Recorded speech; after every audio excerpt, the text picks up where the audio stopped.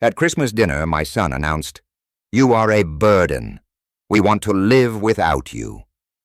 I sat there dumbfounded, looking at the festive table where the burnt chicken was still smoking. My mistake. These words hit me like a knife because I had given everything for them. My house, my business, years of my life. But that moment was not the end, but the beginning. They thought they had gotten rid of the burden, but they had no idea what terrible consequences awaited them. Before we continue, please subscribe to the channel and let us know where you are listening in the comments. I should have known something was wrong when Haley barely looked up from her phone as I entered the kitchen.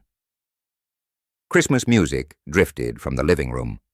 Silent Night, playing softly through the speakers I'd bought them last year. The dining room table gleamed with her grandmother's china, red and gold ornaments catching the light from the chandelier. Everything looked perfect. Too perfect. "Need help with anything?" I asked, rolling up my sleeves. The kitchen smelled like cinnamon and sage, holiday spices that usually made me feel at home. Today they felt foreign. "Just keep an eye on the chicken," Haley muttered without looking at me. "Timer goes off in 20 minutes. 20 minutes. I nodded, grateful for something useful to do. The last few months had been difficult, walking on eggshells, trying to stay out of their way in the house I'd helped them buy. But this was Christmas, family time. Surely things would be different today. The timer's shrill cry jolted me from my thoughts. I'd been watching the snow fall outside, remembering other Christmases when Logan was small, when he'd burst into the kitchen, asking if Santa had come yet. When I opened the oven door, black smoke billowed out like a warning. "Oh no, oh no!" I grabbed the pan, but it was too late. The chicken lay there, blackened and ruined, looking like something from a disaster movie. The smoke detector began its piercing wail. "Kenneth!" Haley's voice cut through the chaos. "What did you do?" "I'm sorry. I was just—" I fumbled with the smoking pan, trying to salvage something. Anything. "Maybe we can cut off the burnt parts." Her face went cold. Not angry, cold. Great. Just great. Logan appeared in the doorway, his expression shifting from curiosity to disgust in seconds. "Seriously, you burned Christmas dinner." "I can fix this," I said, my voice cracking. "I'll go buy another chicken or we can order something." "Don't." Logan's voice was flat. "Just don't." We sat at the beautiful table anyway, the charred remains of the chicken like a centerpiece of failure. I kept apologizing, trying to make jokes about my cooking skills, but the silence grew thicker with each passing minute. Haley picked at her mashed potatoes. Logan stared at his plate like it personally offended him. "This burned chicken," Logan said finally, his voice carrying the weight of something much bigger than ruined meat, "is just the last straw." My fork trembled in my hand. "Logan, you've become a burden to us, Kenneth." The words hit me like physical blows. "We want to live without you." The room seemed to tilt. Christmas music still played in the background, "Joy to the world," but the words felt like mockery. I looked at Haley, hoping for some sign of disagreement, but she nodded along with his statement. "That's right," she said, her voice steady as ice. "We need our space, our privacy. We're adults, and we shouldn't have to take care of you. Take care of me. I'd sold my business, my house, given them everything so they could have this perfect life. And now I was the burden." "I don't understand," I whispered, my voice barely audible above the cheerful carols. I thought we were family." Logan's laugh was bitter. "Family doesn't mean we have to sacrifice our happiness for yours." I sat there, fork suspended halfway to my mouth, watching them eat as if they'd just discussed the weather. The Christmas tree lights twinkled in the next room, all those gifts underneath wrapped. In shiny paper and ribbons, I'd bought most of them. The burnt chicken grew cold on my plate as Silent Night played again, the holy words floating through air thick with betrayal. I found myself in my room without remembering how I got there. The house had gone quiet, except for the muffled sounds of dishes clinking downstairs. Logan and Haley were cleaning up, their voices low and casual, as if they hadn't just shattered my world over dinner. On my nightstand sat a framed photo from 3 years ago, Logan's housewarming party. We were all smiling, arms around each other, champagne glasses raised. I looked so proud in that picture, so certain I'd made the right choice. The man in that photo had no idea what was coming. I'd built Watson Construction from nothing, spent 40 years turning it into something substantial. When Logan called that spring day in 2021 voice tight with frustration about housing prices, I didn't hesitate, not for a second. "Dad, we found the perfect house," he'd said. "But the market's insane. We need 450 and we're short by 200,000. I remember sitting in my office looking at the company logo on the wall. Watson Construction, established 1908. 1881, built to last, built to provide. I'd called my lawyer that afternoon. "You're sure about this?" Jim had asked, reviewing the sale documents. "This is your life's work, Kenneth." "My son is my life's work," I'd replied. Those first months living with them had been good. Logan would ask my opinion about home improvements, and I'd feel useful again. Haley would invite me to help with grocery shopping, and we'd laugh about Logan's terrible eating habits. I had a purpose, a place. But slowly, things shifted. My suggestions became interruptions. My stories became boring rambles. My presence became inconvenient. "Kenneth, we're having friends over tonight," Haley would say, not quite looking at me. "Maybe you could find something to do." I started eating breakfast at 6 o'clock instead of 7 o'clock before they came downstairs. I'd take long walks around the neighborhood, killing time until I felt safe to come home. I developed a whole routine designed to make myself invisible in the house I'd helped buy. The photo seemed to mock me now, that confident man who'd sold everything to help his son. What would he think of me now, hiding in my room like an unwanted guest? I could hear them talking downstairs, their voices mixing with the sound of running water. Were they discussing me, planning their next move, or had they already forgotten about the scene at dinner, moving on with their lives while I sat up here drowning in memories? I picked up another photo, Logan as a boy, maybe 8 years old, wearing a hard hat at one of my construction sites. He'd been so proud to be there, so excited to help Daddy build houses. Where had that little boy gone? The house creaked around me, settling into the night. I checked the clock. 11:47 p.m. Christmas was officially over. I should try to sleep. Hope that tomorrow would bring an apology, some explanation, some way to fix this. But as I lay down, still in my Christmas sweater, I heard something that made my chest tighten. Laughter. Logan and Haley were laughing about something downstairs, their voices light and carefree. The sound drifted up through the floorboards like a knife, cutting through any hope I'd managed to hold on to. They weren't worried about me. They weren't sorry. They were relieved. I woke up with Christmas morning optimism clinging to me like a stubborn dream. Maybe yesterday had been a nightmare brought on by too much wine and holiday stress. Maybe Logan had just been having a bad day, and we could talk it through like adults. I made coffee the way I always did, strong with just a touch of cream. The kitchen felt peaceful in the early morning light, snow still falling outside the window. I sat 3 places at the table, arranged the newspaper beside my cup, and tried to pretend my hands weren't shaking. The coffee tasted bitter, but I forced myself to drink it. Normal routine, normal morning. Everything could still be normal. Logan's footsteps on the stairs made my heart race. This was it. The moment he'd apologized, explained that he'd been overwhelmed, that he didn't mean what he said. I arranged my face into what I hoped was a welcoming smile. He appeared in the doorway, hair messy from sleep, wearing the pajamas I'd bought him for Christmas.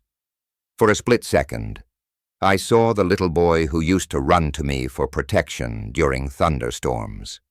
Then his face hardened, and that boy disappeared forever. "Why are you still here?" His voice was flat. Matter of fact, like he was asking about the weather. I thought I made myself clear last night. The words hit me like ice water. No good morning, no acknowledgement of the previous night's harshness, just this cold, casual cruelty. "Logan, I struggled to find words. I thought maybe we could talk, work things out. There's nothing to work out." He moved to the coffee maker, deliberately turning his back to me. "I told you how we feel." Haley appeared behind him, her hair perfectly styled despite the early hour. She took one look at the 3 place settings and let out a small, bitter laugh.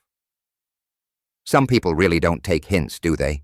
she said to Logan as if I wasn't sitting right there. "I guess we need to be more direct." More direct? I stood up, my chair scraping against the floor. "You told me I was a burden, and you wanted to live without me.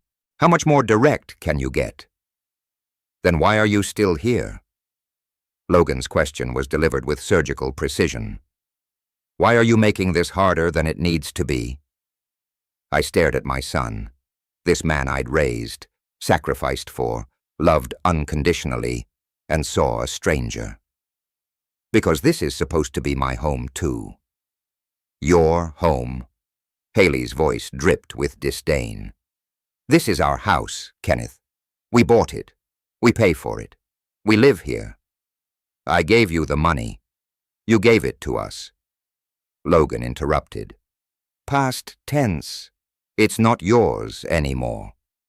The finality in his voice broke something inside me.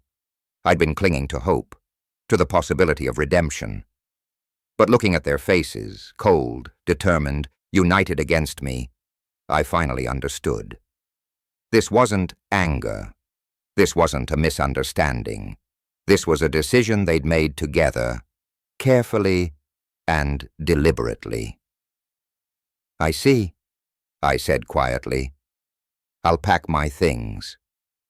Neither of them tried to stop me as I walked to my room. My suitcase sat in the closet, dusty from 3 years of disuse. I filled it methodically. Clothes, toiletries, my father's watch, a few photos. My entire life reduced to one bag. At the front door, I paused for one last look at the house I'd helped buy. The living room with its perfect Christmas tree. The dining room where we'd shared so many meals. The kitchen where I'd made coffee every morning for 3 years. None of it was mine anymore. Maybe it never had been. Through the kitchen window, I could see Logan and Haley watching me. They didn't wave. They didn't come to say goodbye. They just watched, waiting for me to leave. I stepped outside into the cold December morning, my breath forming clouds in the frigid air. The door closed behind me with a soft click, but it sounded like a gunshot.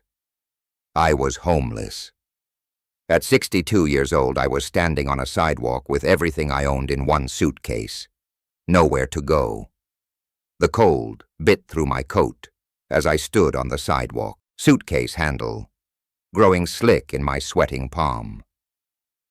December 26th in Davenport, Iowa. 23 degrees and falling. I needed to move, needed to think, needed to find somewhere warm before my fingers went numb. Hotels were expensive. and I'd need something long-term. Apartment hunting would take weeks, deposits and credit checks and explanations about why a 62-year-old man was suddenly homeless. The magnitude of my situation hit me like a physical weight. Then I remembered Richard Morrison. Richard had been my business partner for 20 years, the steady hand, my ambitious vision. When I sold Watson Construction, he'd bought out my half and kept the business running. We'd stayed friends, but life had pulled us in different directions. When was the last time we'd spoken? September, October. My pride wared with necessity as I pulled out my phone. How do you explain to someone that your own son threw you out on Christmas? How do you make that sound like anything other than pathetic? The phone rang 3 times before his familiar voice answered. Kenneth, Merry Christmas, buddy. How are you, Richard? My voice cracked. I need help. The warmth in his voice shifted to concern instantly. What's wrong? Are you hurt? No, I'm standing outside Logan's house with a suitcase and I don't have anywhere to go. Silence. Then what happened? They asked me to leave yesterday. They said I was a burden and they wanted to live without me. Jesus, Kenneth. Are you serious? I wouldn't joke about this. Of course you can stay here. Come over right now. Do you need me to pick you up? No, I'll get a taxi. Thank you, Richard. I'm sorry to don't apologize. Just get over here. Sarah's making lunch. The taxi ride through familiar neighborhoods felt surreal. I'd driven these streets for decades, building houses, creating homes for families. Now I was homeless myself, watching the world blur past through salt-stained windows. Richard's house looked exactly the same. Modest brick, colonial, well-maintained, but not flashy. He must have been watching for me because the front door opened before I could knock. Kenneth. He pulled me into a hug, and for a moment I felt human again. Come in. Come in. You're freezing. Sarah appeared with a mug of hot coffee and a concerned smile. We made up the guest room. It's not much, but it's warm and private. The room was small, but perfect. Single bed, dresser, window overlooking their backyard, clean sheets, a reading lamp, a sense of sanctuary I hadn't felt in months. Now, Richard said, sitting on the bed's edge while I unpacked. Tell me what really happened. I found myself explaining the whole story. The burned chicken, Logan's cold declaration, Haley's cutting remarks, the morning's final confirmation. Richard's face grew darker with each detail. Your own son, he said quietly. After everything you did for him, I keep thinking I must have done something wrong, I admitted. Maybe I was too involved, too present. Maybe I really was a burden. Bullshit. Richard's voice was firm. You sold your business to help him buy that house. You gave him everything, and now I have nothing. You have this room for as long as you need it. You have friends who care about you, and you have options, more than you think. I sat on the bed, feeling the soft mattress beneath me, looking around at the simple but welcoming space. For the first time since yesterday's dinner, I could breathe without feeling like my chest was being crushed. Through the window I could see Richard's backyard, the deck we'd built together 15 years ago, the garden where Sarah grew tomatoes every summer. Normal life continuing on while mine had exploded into pieces. But I was safe now. Temporarily, maybe, but safe. The guest room felt like a sanctuary as I carefully placed each item from my suitcase into the wooden dresser. My father's pocket watch went on the nightstand, its familiar weight in my palm, a comfort I desperately needed. The photos found their place beside it. Logan as a baby, his first day of school, his college graduation, memories of better times when love flowed both ways. My clothes still carried the scent of Logan's house. that expensive fabric softener Haley insisted on buying. Even now, cast out and forgotten, I was surrounded by reminders of the life I'd lost. My phone buzzed against the dresser top. Autopay alert, $89.99 charge to account, ending in 4762. Spectrum Internet Services, Logan Watson account. I stared at the screen, reading the notification twice, then 3 times. The amount, the service, Logan's name. The realization hit me like a physical blow. I sank onto the bed's edge, phone trembling in my hands. They'd thrown me out, called me a burden, made me feel like garbage, but they expected me to keep paying for their comfortable lifestyle. My mind began cataloging the automatic payments I'd set up 3 years ago to help them get established. Spectrum Internet, $89.99 DirecTV Premium, $130 for $50 ADT Security, $67 Netflix, Hulu, Amazon Prime $458 combined. State Farm. Home Insurance, $189 LA Utility Assistance, $125 nearly $1,800 every month for 3 years. I opened my banking app with fingers that no longer shook. They shook with purpose now. The automatic payments section showed the damning list. 12 different services, all for Logan's address, all draining my account monthly while I lived as an unwanted guest in my own son's home. Independence, I whispered to the empty room. They want independence. I started with the internet. Spectrum's website made cancellation surprisingly easy once you found the right buttons. Reason for canceling. I selected moving and typed no longer residing at service address. Confirmation email. Your Spectrum Internet service will be disconnected on January 2nd, 25. Next, DirecTV, the premium package with every sports channel and movie network Haley could want. Cancel ADT Security, the system that made them feel safe in their perfect home. Cancel. One by one, I systematically dismantled the financial foundation of their comfortable life. Each cancellation felt like reclaiming a piece of my dignity, my self-respect, my power, the streaming services, home insurance, utility assistance. Confirmation emails flooded my inbox like a digital avalanche of justice. My phone showed the final tally.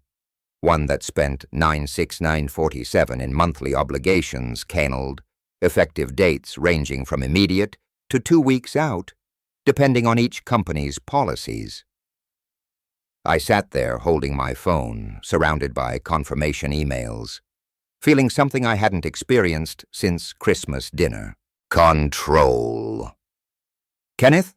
Richard's voice called from downstairs. Lunch is ready. I looked at my reflection in the guest room mirror. For the first time in a week, I saw something other than a broken old man.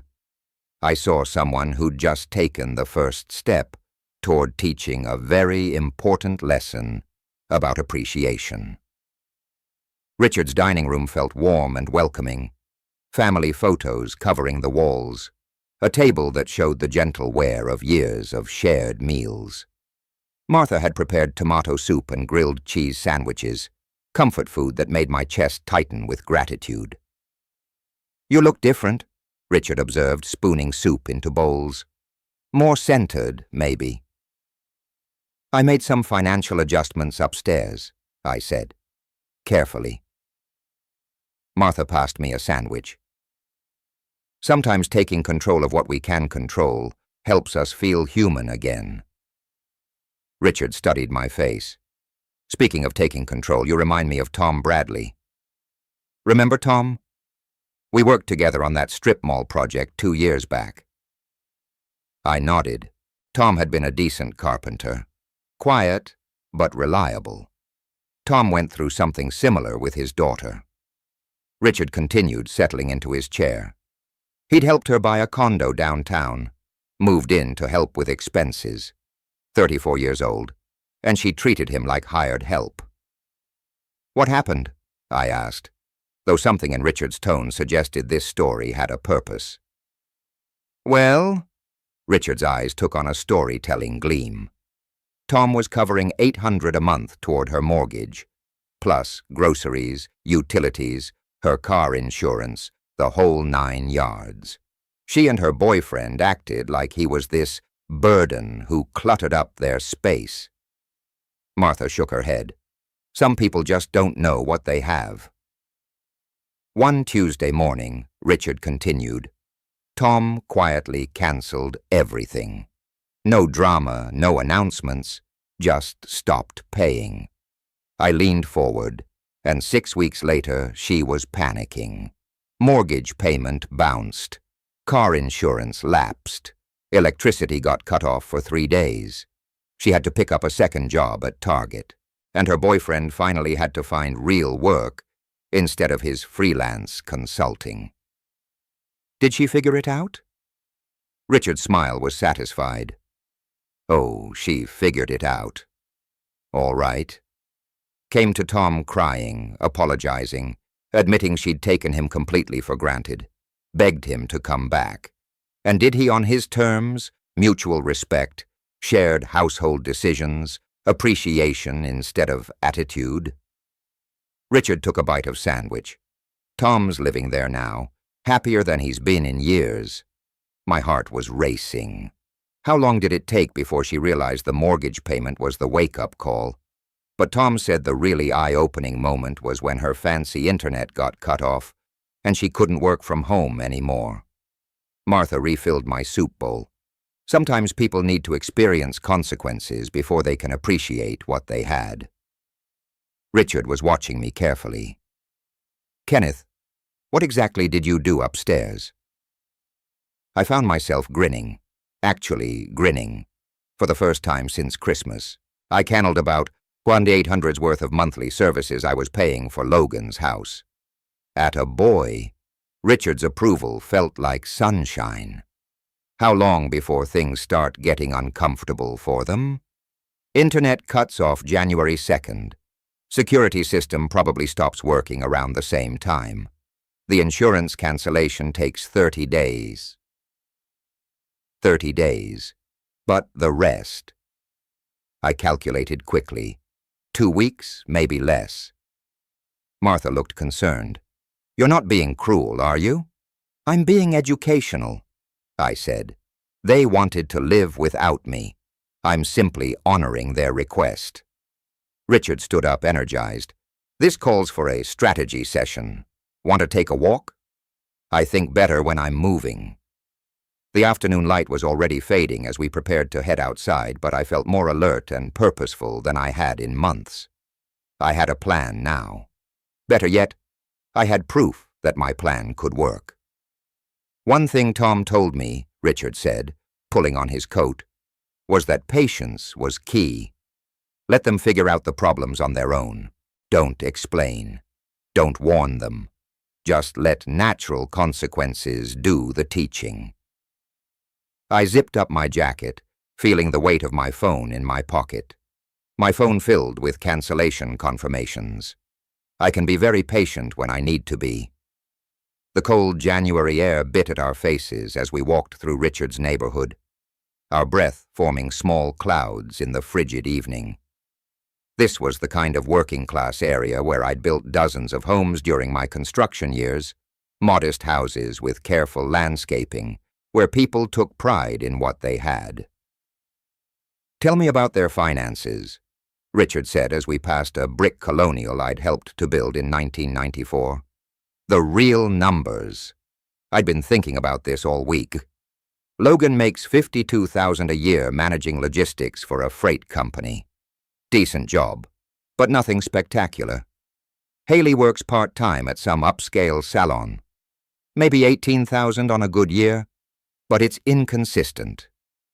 So roughly $70,000 combined, Richard calculated. What are their fixed expenses? Mortgage is $1,950 a month. 2 car payments total about $650. Credit cards, probably 400 minimum payments.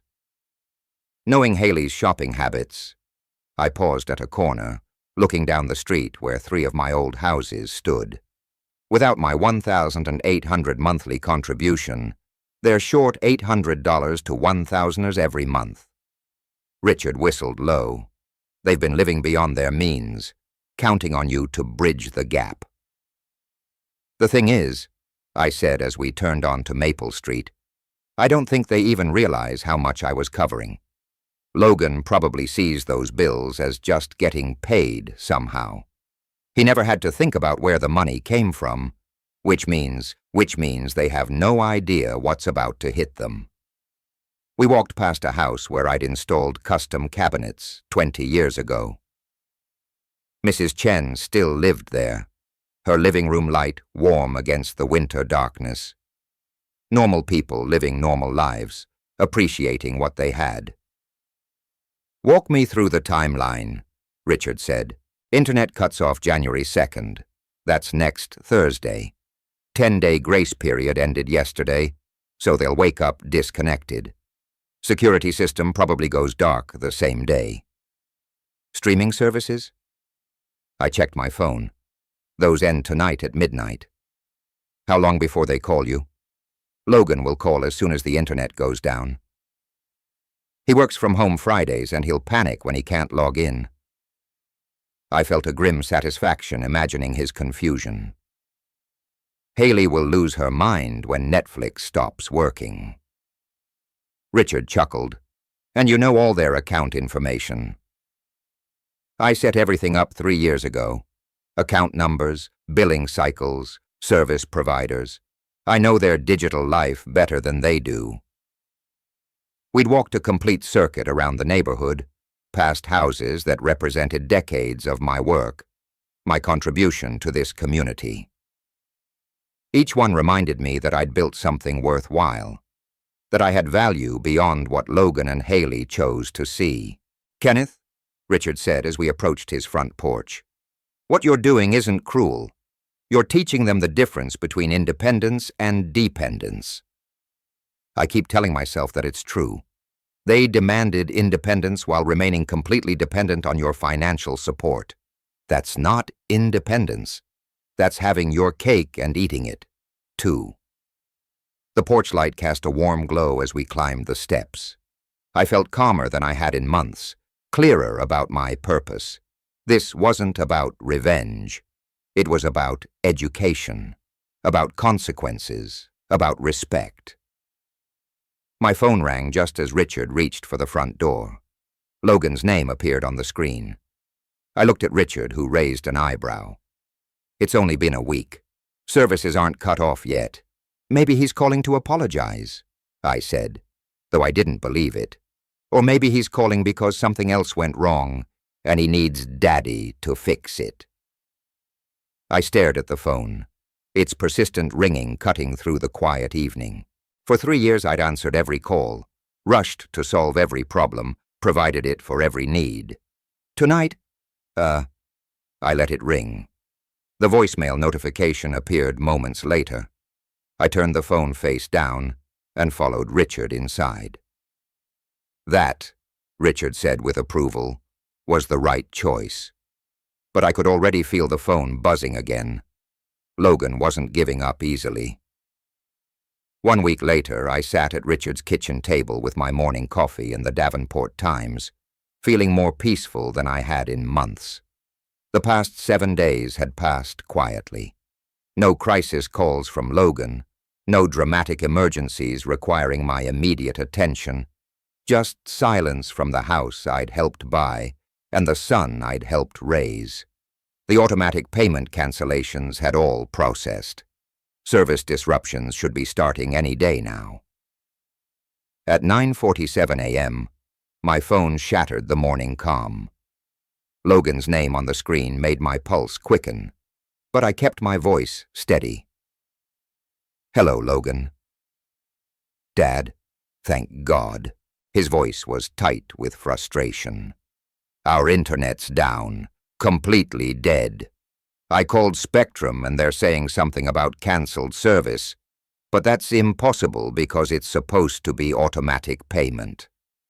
I took a slow sip of coffee. I cancelled the automatic payment last week. Silence. Then you what? I'm no longer paying for services at a house where I'm not welcome. You said you wanted to live without me. This is what that looks like. But you can't just... Logan's voice cracked with genuine confusion. I didn't know you were paying for internet. I thought it came out of our account. The innocence in his voice might have been touching if it weren't so revealing. 3 years of automatic payments, and he'd never once questioned where the money came from. You never asked, I said simply. We'll fix it. Call them back and restore the service. I work from home today, and Haley's got clients calling. No. The word hung in the air like a physical thing. What do you mean, no? I mean, I'm not paying for your internet anymore.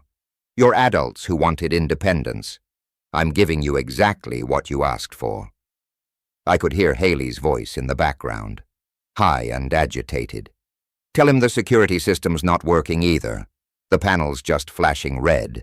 The security system, too. Logan's voice rose in octave. Dad, you can't just leave us without protection. I'm not leaving you without anything. I'm simply no longer providing things you can pay for yourselves. But we don't have money for all this. Do you know how expensive internet is and security systems? There it was, the truth he'd never allowed himself to face. Then perhaps, I said calmly, you should have thought about that before you decided I was a burden. Haley grabbed the phone. I could hear the handoff, the fumbling, then her sharp voice. Kenneth, this is ridiculous. You can't just cut off essential services. I canned, and I have. What else did you cancel? Her voice was getting shriller. What else are you holding hostage? I'm not holding anything hostage, Haley. I've simply stopped paying for services in a home where I don't live anymore. But you have to understand our situation. Logan's salary doesn't cover everything, and my work is seasonal. Then you have a problem to solve. Logan took the phone back. Look, Dad, maybe we can work something out. Maybe if you move back in, we could discuss ground rules. Ground rules? I almost laughed. You mean like the ground rule where I pay all your bills while you treat me like garbage? That's not... We didn't mean you meant exactly what you said, Logan. You called me a burden. You told me you wanted to live without me. I'm simply honoring your wishes. But we need help. We can't afford all this on our own. That sounds like a personal problem. The line went quiet except for muffled arguing in the background. I could picture them in their perfect kitchen, in their perfect house, realizing their perfect life was built on a foundation they just kicked out from under themselves. Dad. Logan's voice was smaller now, almost pleading. Can't we just forget Christmas happened? Can't we go back to how things were? How things were involved respect and appreciation. When you're ready to offer those, we can talk. I hung up before he could respond. Richard appeared in the kitchen doorway, coffee mug in hand. How'd that go? I smiled. Actually smiled. Phase 1 is complete. My phone immediately started ringing again. Logan's name flashed on the screen, insistent and demanding. I turned the phone face down and took another sip of coffee. He'll figure it out eventually. Or he won't, Richard said, settling into the chair across from me. Either way, that's his choice to make. The phone buzzed twice more, then fell silent. In the quiet kitchen, surrounded by the normal sounds of a normal morning, I felt something I hadn't experienced in 3 years. I felt respected. 2 weeks later, I was helping Martha plan her grocery list when my phone rang for the 4th time this week. Logan's name flashed on the screen, persistent as always. I'd been ignoring most of his calls, but Richard looked up from his crossword puzzle and nodded toward the phone. Might as well hear what he has to say. Richard suggested. Knowledge is power. I answered on the fifth ring. Hello, Logan. Dad, finally. His voice carried a mixture of relief and frustration. Look, this has gone far enough. Haley's been crying for 3 days straight. You're destroying our anniversary month, and she's talking about postponing our celebration dinner because we can't afford it anymore. Your anniversary is your responsibility to plan and fund, but we can't. Don't you understand? The cable got cut off right in the middle of playoff season. The security system's been down for 2 weeks, and Haley's scared to be home alone. We've got warning notices from the electric company, the water department. I listened to the desperation in his voice, noting how he still framed everything as my problem to solve. None of that changes what you said to me on Christmas, I replied calmly. For God's sake, Dad, that was just we were stressed. You burned dinner and we overreacted. Can't you just let it go? Can you unburn that chicken? Can you take back calling me a burden? Logan's voice cracked. Look, maybe we can work something out. Maybe we were too hasty. You could move back in and we could establish some ground rules. Whose ground rules? Yours or mine? Well, obviously we discussed. I mean, it's still our house. Through the kitchen window, I saw a car pulling into Richard's driveway. A familiar car. Logan, I said slowly, are you calling me from outside Richard's house right now? Silence, then the sound of a car door slamming. We just want to talk, Dad. Face to face. The doorbell rang. Richard raised an eyebrow and headed toward the front door, but I gestured for him to wait. So you thought you'd ambush me? It's not an ambush. We just need to resolve this before we lose everything. I hung up and walked to the front door, Richard beside me. Through the peephole I could see Logan and Haley standing on the porch, both looking haggarded in the cold February air. I opened the door. Haley immediately started crying, theatrical, calculated tears that might have worked 3 months ago. Kenneth, please. You're tearing our family apart. Our family was torn apart on Christmas, I said evenly. I'm simply accepting the new reality you created. Logan stepped forward, his face flushed with anger and cold. This is ridiculous, Dad. Stop this vindictive nonsense and help us fix our situation. Vindictive? I felt Richard step closer behind me, a solid presence of support. Logan, you told me I was a burden. You told me you wanted to live without me. I'm giving you exactly what you asked for. But we didn't mean financially. We just meant you wanted all the benefits of my support without having to treat me with basic human dignity. Haley's tears intensified. We're going to lose our house. Don't you care about that? I care about the house I helped you buy, but it stopped being my concern when you made it clear I wasn't welcome in it. Richard cleared his throat. Folks, it's 20 degrees out here. If you want to continue this conversation, you're welcome to come inside where it's warm. Logan's jaw tightened. We don't need charity from strangers. Richard isn't a stranger, I said. He's a friend who treats me with respect. You might want to learn from his example. Haley looked between Logan and me, her calculated tears giving way to genuine frustration. What do you want from us? What will it take? An apology would be a start, a real one. Acknowledgement of how you treated me, and a commitment to change. Fine, Logan exploded. I'm sorry. Okay, now will you help us? That's not an apology, Logan. That's a transaction. They stood there in the cold, realizing their manipulation tactics weren't working. Logan's entitled anger, Haley's crocodile tires, their attempted ambush. None of it was moving me. This conversation is over, Logan said finally. Come on, Haley. They turned and walked back to their car, Logan's arm around Haley's shoulders in a show of unity that felt rehearsed. As they reached their vehicle, I noticed something white, tucked under the windshield wiper. Something they hadn't seen yet, a foreclosure notice. I said nothing as they drove away, their crisis accelerating beyond what they even realized yet. Richard closed the door behind us. That went about as expected. "Better?" I said, watching their taillights disappear down the street. They're running out of options faster than they know.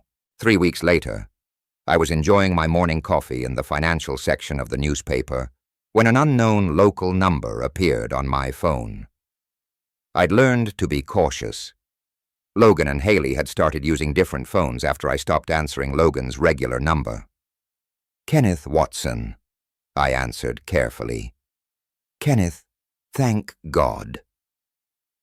Haley's voice was tight with panic, none of her usual calculated sweetness. "It's me. I'm calling from work. Because we take a breath, Haley."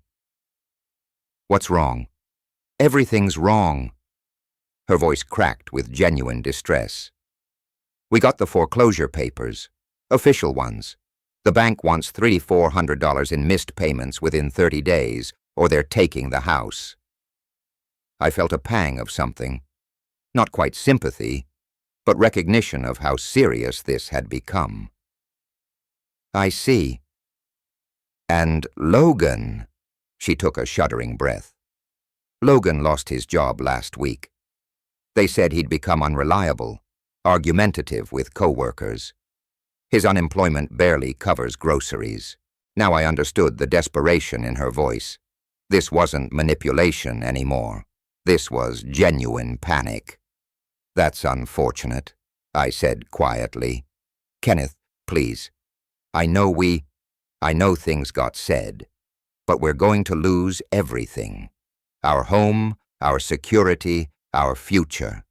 Logan's been applying everywhere but with that reference from his old job. What exactly are you asking me, Haley? Help us save the house. We'll give you the master bedroom. I'll cook your favorite meals every night. You can make all the household decisions, whatever you want." For a moment, I felt the old instinct to rush in and fix everything. But Tom Bradley's story echoed in my mind, along with Richard's wisdom about consequences and respect. "Here's what I need," I said slowly. "A genuine apology from Logan. Not, 'I'm sorry, but,' or 'I'm sorry you felt that way.' A real acknowledgement of what he said and how he treated me." "Okay. Yes, he can do that. I need a written agreement about how I'll be treated in that house as an equal family member. Not as a burden or a guest. Yes, absolutely. I need complete financial transparency. I want to see your budget, your debts, your income. If I'm contributing to this household, I have a say in how money gets spent." Silence on the other end. "Then, Kenneth, that seems invasive." "Invasive?" I almost laughed. "Haley, you're asking me to save your house. I think I'm entitled to know where my money would be going. But our privacy—" "Your privacy was forfeit when you decided to treat me like garbage while expecting me to fund your lifestyle." I could hear her breathing heavily, wrestling with the reality that she couldn't have it both ways anymore. "And there would be a probationary period," I continued. "I help with this immediate crisis, but future support depends on how you both behave. One more incident like Christmas, and I'm done permanently." Those terms are really controlling, Kenneth. Those terms are respectful, which is more than I got from either of you. But we don't have time for negotiations. The foreclosure deadline is in 4 weeks. Then you'd better start working on that apology." The line went quiet except for the sound of salon noise in the background. Hair dryers, conversation, normal life continuing while Haley's world crumbled. "You know what the neighbors are saying," she said suddenly, her voice bitter. "Mrs. Patterson asked why the security company truck hasn't been around. The Hendersons noticed our lawn service stopped coming. Everyone can see Logan's car in the driveway all day because he doesn't have a job to go to." Embarrassing, I agreed. This is our life, Kenneth. Our reputation, our standing in the community. Then perhaps you should have thought about that before you destroyed our family relationship. You're really going to let us lose everything over hurt feelings? I'm going to let you experience the consequences of your choices. There's a difference. She hung up without another word. I sat there holding the phone, staring out Richard's kitchen window at the snow-covered yard. A part of me felt sorry for them. I'd never intended for Logan to lose his job, but a larger part recognized this as exactly what they needed. A clear understanding of how the real world works when you don't have someone else covering your mistakes. Richard wandered into the kitchen, coffee mug in hand. That sounded intense. They're about to lose the house, I said. Logan lost his job. Reality is hitting hard. And how do you feel about that? I considered the question honestly, like a teacher watching students learn a difficult but necessary lesson. Richard smiled and raised his coffee mug in a small salute. Tom Bradley would be proud. 1 week later, I was helping Richard repair a section of fence in his backyard when I heard a car door slam in the driveway. Richard and I looked up from our work, and I felt my chest tighten when I saw Logan approaching through the gate.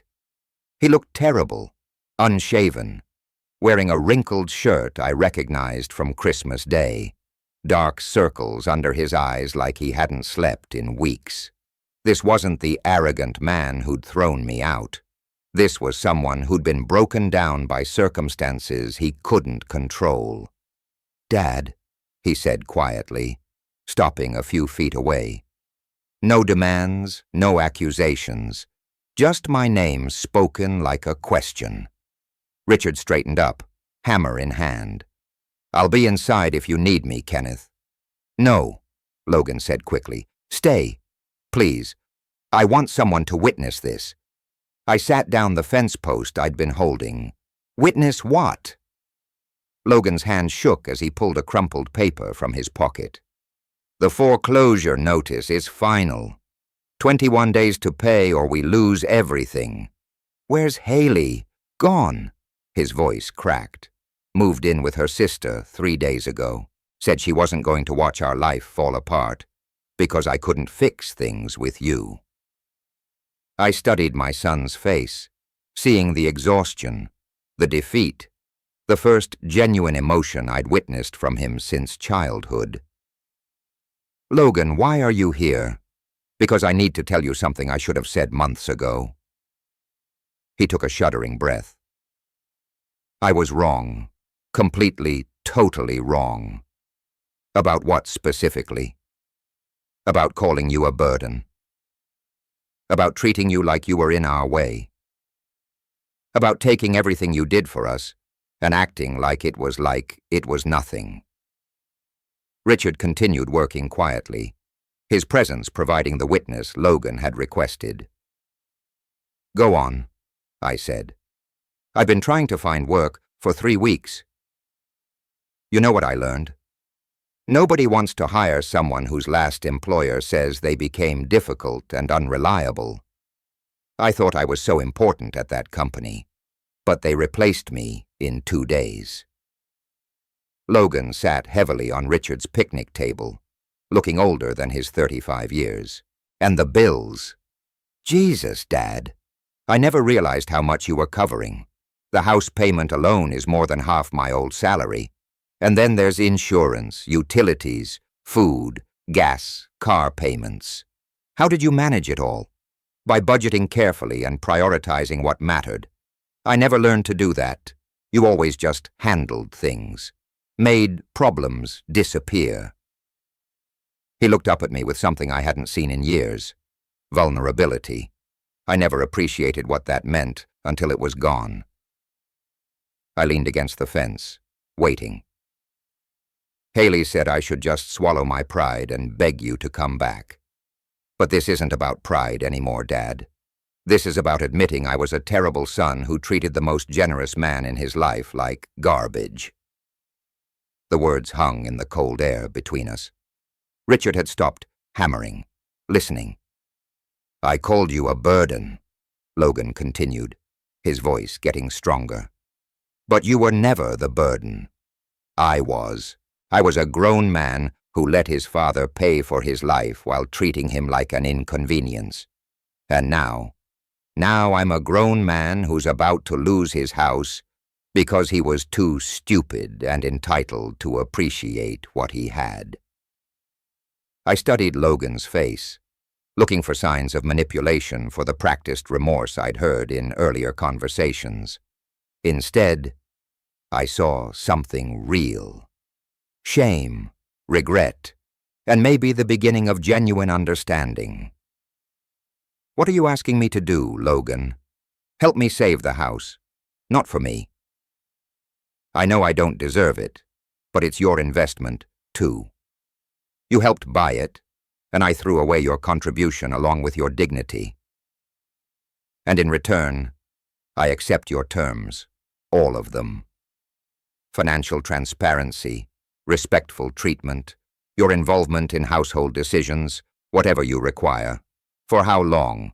However long it takes to prove I've learned something from this disaster." Richard set down his hammer and looked at both of us. "Kenneth, this sounds like a young man who's ready to earn back what he lost." I felt something shift inside me. Not forgiveness exactly, but the possibility of it. 90 days, I said finally. A trial period. You demonstrate change behavior, and I'll help you avoid foreclosure. Logan's relief was visible. "What do I need to do first? Show me your complete financial picture. Every debt, every bill, every source of income. Then we'll see if this house is actually salvageable. And after that, you prove you understand the difference between being my son and being someone who deserves my support." Logan nodded, standing up from the picnic table. For the first time in months, he looked me directly in the eye.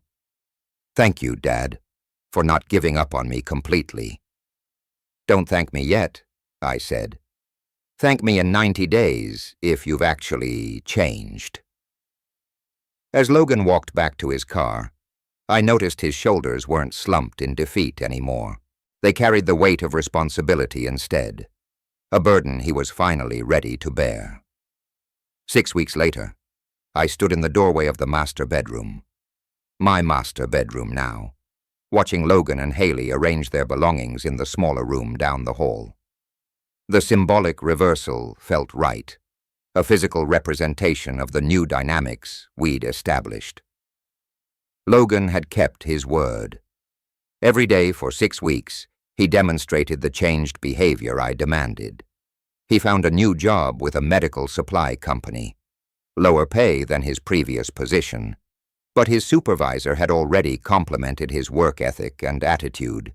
He showed me every paycheck, every bill, every expenditure. Haley had returned after 2 weeks, swallowing her pride when she realized Logan was serious about meeting my conditions. She still struggled with the new arrangement. I could see it in the way she bit her tongue when she wanted to criticize my decisions, the forced smile when she asked my opinion on household matters. But she complied, understanding that the alternative was losing everything. Dad. Logan appeared in my doorway holding a stack of mail. Electric bill came in $67 down from last month because we're being more careful about usage. Good, I said, taking the bill to review. This was part of our agreement. I saw everything before it got paid. Had veto power over any expense over $50. Also, Richard called. He and Martha want to come for dinner Sunday to see how we're settling in. Tell them yes, and ask Haley to make that pot roast they enjoyed last time. Logan nodded. The old Logan would have bristled at being asked to deliver requests to his wife. This Logan understood that respect flowed both ways, and I'd earned the right to have my preferences honored. That evening we sat down for our first relaxed family dinner since before Christmas. The table was set with care, my chair at the head where it belonged. The conversation, including my opinions on Logan's work situation and my suggestions for their budget. "I've been thinking," Logan said over dessert, "about what you said regarding public acknowledgement." I raised an eyebrow. We discussed this as part of my conditions, some recognition of what had happened and how it had been resolved. I'd like to have Richard and Martha over next weekend, maybe invite a couple of the neighbors. I want to publicly thank you for your patience and acknowledge how wrong I was about everything. Haley shifted uncomfortably, but didn't object. She'd learned that her comfort was no longer the primary consideration in household decisions. "That sounds appropriate," I agreed. The following Saturday, Richard and Martha joined us, along with the Hendersons from next door and Mrs. Patterson from across the street. Logan had prepared remarks, but when the moment came, he spoke from the heart. "I asked you all here because I need to publicly acknowledge something," he began, standing in our living room with a steadiness I hadn't seen from him in years. 3 months ago, I treated my father terribly. I took his generosity for granted and repaid his sacrifices with cruelty and disrespect. I watched the neighbors' faces, seeing their surprise at Logan's honesty. My father could have written me off completely. Instead, he taught me the most important lesson of my adult life, that respect has to be earned, not demanded, and that appreciation can't be assumed. He looked directly at me. "Dad, thank you for not giving up on me. Thank you for teaching me the difference between being entitled and being grateful." The room was quiet for a moment. Then Richard started clapping and the others joined in. Mrs. Patterson wiped her eyes with a tissue. After everyone left, I sat in my comfortable chair in the living room, the best chair, positioned where I could see both the television and the front window.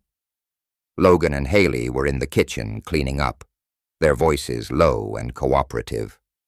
The house felt peaceful in a way it never had during my first 3 years here. The difference wasn't just in the changed living arrangements or the financial transparency. It was in the respect that now underpinned every interaction. My phone buzzed with a text from Richard. "Proud of you for teaching that lesson without destroying the relationship. That took real wisdom." I smiled, setting the phone aside. Justice hadn't required revenge. It had required patience, firm boundaries, and the willingness to let natural consequences do their work. Through the kitchen doorway, I could see Logan and Haley working together to finish the dishes. Tomorrow Logan would go to his job, a job he valued because he understood what unemployment meant. Haley would manage the household budget we'd all agreed upon, and I would continue living as a respected member of this family rather than a convenient benefactor. I picked up my newspaper, settled back in my chair, and allowed myself a moment of deep satisfaction. Sometimes the best revenge is simply refusing to accept being treated poorly. Sometimes justice comes not from punishment, but from insisting on dignity.